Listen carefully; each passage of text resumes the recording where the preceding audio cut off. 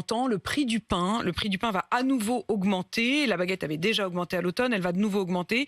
Pas directement en lien avec l'Ukraine en réalité, ou en tout cas de manière indirecte, parce qu'on se rend compte que tous les prix augmentent, mais notamment le prix de la farine, parce qu'une partie des stocks ne sont pas forcément libérés. C'est vraiment une question de spéculation. Est-ce qu'il n'y a pas moyen de lutter contre ça ?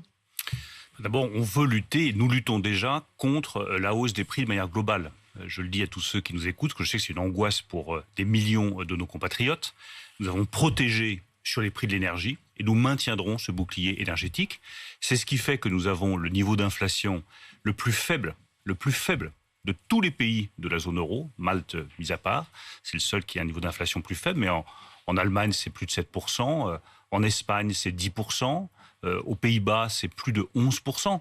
Donc la France a protégé ses compatriotes contre l'augmentation des prix qui sont d'abord tirés par les prix de l'énergie. Mais là, la baguette, ensuite, elle va passer de 90 centimes à 95 centimes. Il y a les prix alimentaires. Sur les prix alimentaires, nous voulons aussi une protection. Nous travaillons sur un chèque alimentaire qui sera mis en œuvre si les Français font confiance à Emmanuel Macron dimanche. Ça, c'est la partie programme. Mais la partie, je dirais, gouvernement, aux manettes. Mais de manière plus globale, il y a une spéculation sur le prix des matières premières agricoles, dont nous nous étions saisis en 2011. J'étais alors ministre de l'Agriculture.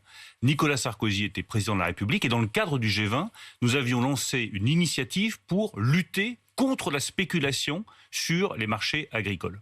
Je pense que ce qu'a fait Emmanuel Macron avec son initiative qui rassemble les plus grands États producteurs de la planète pour qu'ils produisent plus, qu'ils soutiennent les pays qui en ont besoin et qu'ils soutiennent aussi nos producteurs, s'inscrit exactement dans cette démarche-là. Il n'y a pas d'autre réponse globale que dans la coopération entre les grandes nations agricoles pour qu'elles produisent davantage, qu'elles fassent par conséquent baisser des prix grâce à cette production et qu'elles soutiennent aussi un certain nombre d'États qui sont en très grande difficulté. Je pense à des États d'Afrique du Nord ou d'Afrique subsaharienne qui peuvent se retrouver dans des difficultés alimentaires avec un risque de crise alimentaire mondiale massive.